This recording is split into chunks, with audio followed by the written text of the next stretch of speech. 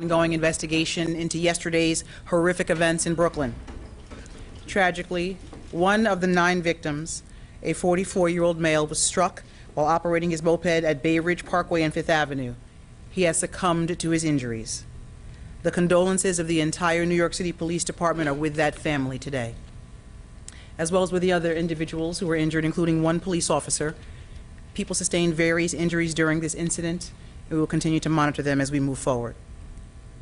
This episode highlights again the importance of the women and men of the NYPD to be ready at a moment's notice for absolutely anything. And yesterday they were. From the first 911 call, the NYPD responded with a full complement of resources. Patrol units, assisted greatly by the NYPD's elite aviation, emergency service, and highway units, our bomb squad, and a detective bureau that is second to none. NYPD investigators are working with our law enforcement partners, including prosecutors, to build the strongest case possible and to deliver a measure of justice to these victims. So far, we've developed, through numerous 911 calls, witness statements, video footage, and more, a timeline that spans more than an hour. The chronology begins at Sunset Park and followed the suspect's path of destruction through Bay Ridge, into Dyker Heights, back into Bay Ridge, and eventually ending just outside the Brooklyn Battery Tunnel. At approximately 10:20 a.m., a 34-year-old victim on a bicycle at 55th Street and 4th Avenue was struck by the U-Haul, which then fled the scene. About 7 minutes later, a 33-year-old victim on a bicycle was struck at Senator Street and 5th Avenue. Approximately 4 minutes after that, at 10:31 a.m., a 30-year-old victim was knocked off his bicycle at Bay Ridge Parkway and 7th Avenue. At 10:36, a 51-year-old victim on a moped was hit at Bay Ridge Parkway and 12th Avenue. Then at approximately 10:50, a 38-year-old victim on an e-bike was struck and injured, at about the same time as the 44-year-old victim on the moped, who later succumbed to his injuries. We continue. At 10:57 a.m., a 32-year-old victim on a moped was hit by the U-Haul at 72nd Street and 3rd Avenue, followed by an NYPD officer from the 6-8 precinct who was injured at approximately 11:03 a.m. when the U-Haul rammed his patrol car near the intersection of Wakeman Place and Ridge Boulevard. At 11:05, the truck hit a 66-year-old victim walking near 73rd Street and 3rd Avenue.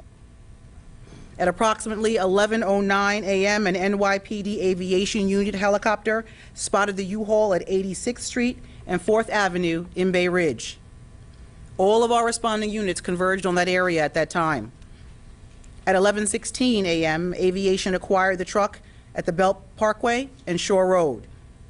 At 11:19, aviation officers observed it passing the 43rd Street and Brooklyn Queens Expressway area heading toward Manhattan. At 11:24 a.m., members of the NYPD's emergency service and highway units stopped and boxed in that truck outside at the Hamilton Avenue and Columbia Street area. The 66-year-old male driver was then quickly taken into custody without further incident. I want to commend and thank all of the officers and detectives involved in tracking this vehicle, making the apprehension and the subsequent investigation. And thank you to our fellow New Yorkers. Every member of the community, every person who called 911, everyone who flagged down the police, you are consistently there to assist us.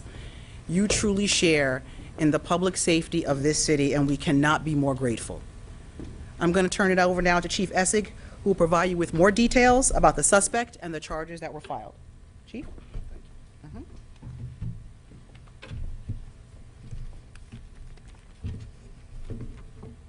Thank you, Commissioner. I'd like to update you on the events that occurred yesterday in the Bay Ridge Sunset Park section of Brooklyn. The first incident occurred at 10:20 a.m. at 55th Street and 4th Avenue. It encompassed 8 incidents and ends with the subject being stopped at Hamilton Street and Columbia Street at 11:24 a.m. During this rampage, 8 civilians, 3 on a bike, 3 on a moped, 1 on an e-bike, and 1 walking, were injured. 1 tragically suffered a fatal injury. One is in critical but stable condition.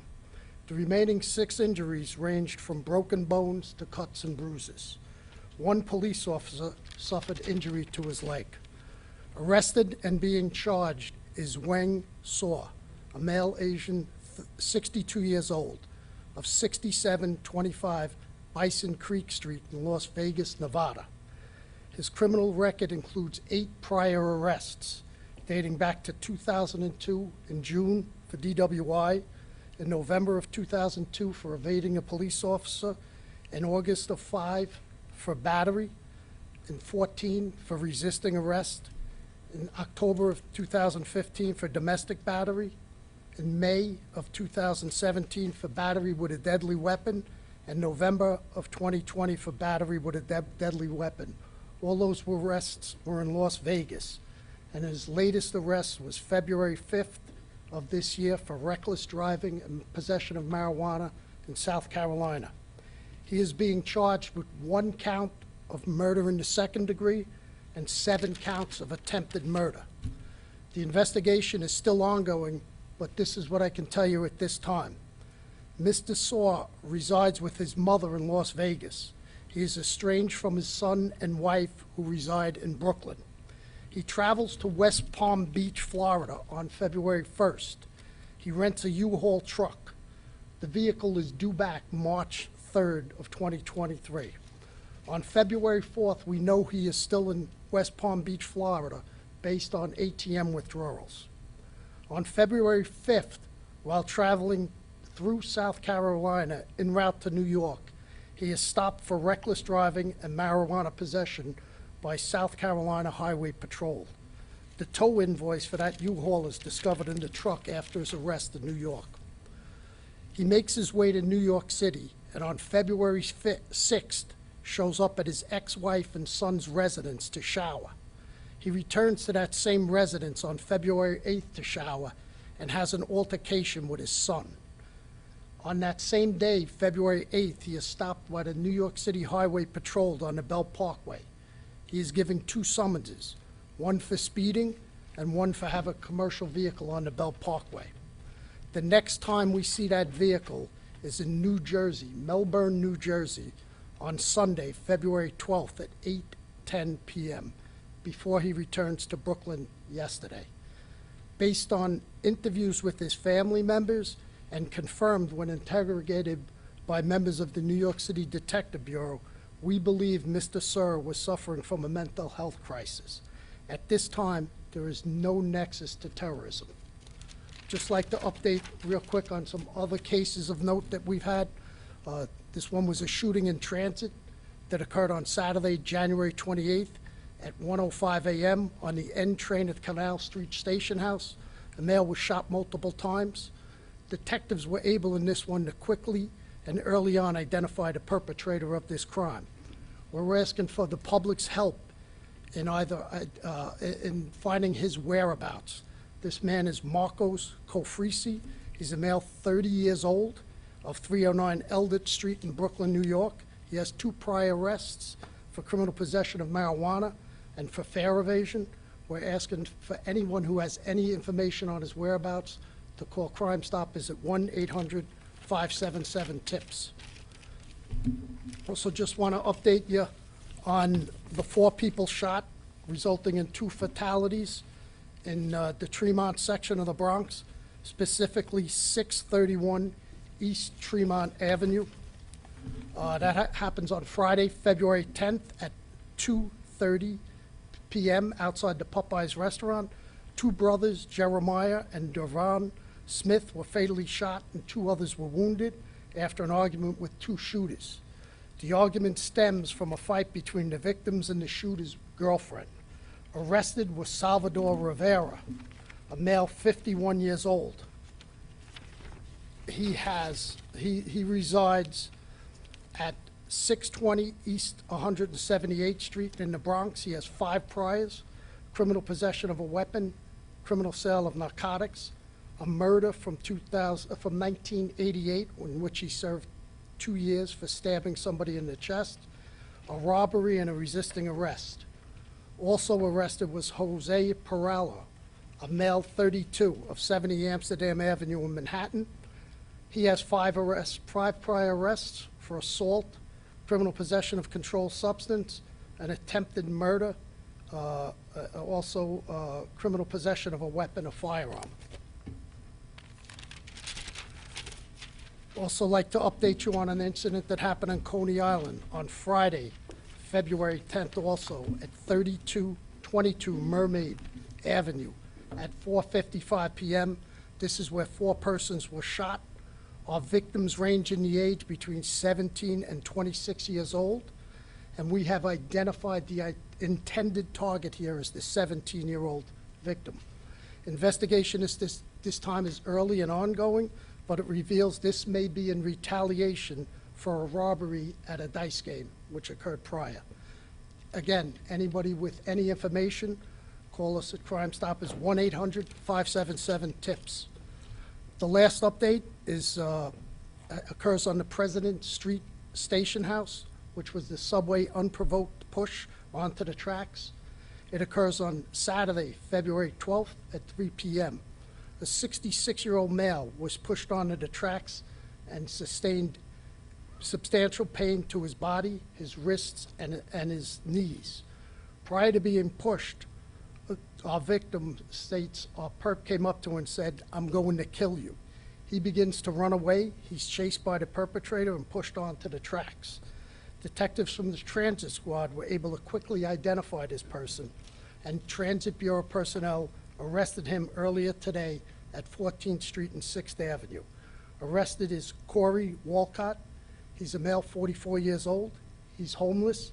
He has 19 prior arrests, including multiples for forcible touching, criminal possession of a controlled substance, assault, criminal sale of marijuana, fare evasion, and criminal possessions of a weapon. With that, I'd like to take any questions on any of these cases. Tina Moore, New York Post. Chief, I know you said that Mr. Sewell has mental health issues. Do you have any other reason When he states when he's driving his van, he sees an invisible object come towards the car, and at that point he says, "I've had enough," and he goes on his rampage. invisible object in his driveway? There was no object. He says, "An invisible object came towards my car, and I've had enough." That was his quote. Henry Rousseau, 11. I'm just wondering if to your knowledge, is he being already treated for mental health disorder? Was he off medication? Can you say any more about that mental health history? I'm not going to comment on his mental health history. We have a lot of information from his family who confirmed that he was off his medication. Lisa Evans, Fox 5. Chief, in terms of the connection to Brooklyn, to those particular neighborhoods, what was his connection to those particular areas? You know, his family lives in the vicinity there. That's what the connection we can see right now. All right, Rocco. Chief, is this possibly suicide by cop? And for the priors that you laid out, are they all Vegas except for the Belt Parkway incident? They're all Vegas. The priors are all Vegas except for the South Carolina incident en route on the 5th. And what was the second part of the question? Is this possibly suicide by cop? He does say to the police when he was arrested, "You should have shot me." Roger Stern, 10-10. That answered my question. Okay. Anybody else? John Doyle. Chief, just a question. I guess there was some type of, the commissioner said that cops converged on an area. There was some type of pursuit at one time, and I guess they lost someone somehow. Do they know, as far as tactics go, how they pursued him, and was that within guidelines of the pursuit? You got that, boss. So there are a number of different scenes and videos we have to evaluate, so the response to this scene will be part of that investigation as well. All right. Emily, we have one. May I have a review of the charges, please? There are 9 casualties, but just 8. Yeah, we have 8. We're still working through the rest, specifically the charges on the MOS. 1 murder, 2. 1 murder, 2, 7 attempted murders. On that subway incident, you said Saturday, February 12th. Saturday was the 11th, so was it on Sunday or Saturday? It was Saturday. I'm sorry. All right, last question, Rocco. Chief, based on what you've seen of the body-worn camera video, is there any point where it looks like maybe he's going to surrender, that they've calmed him down enough, or have succeeded in getting him to at least consider surrendering? He was taken down the vehicle. Yeah, he was taken. We boxed him in. Well, I that was- mean not early on where they may have walked up to the vehicle, is that correct? Or is that early information changed? No, okay. So at some point, I think you're referring to the part at some point when the officer was injured, they tried to stop the vehicle. We have no indication that he was going to surrender. All right, well, thank you, everyone.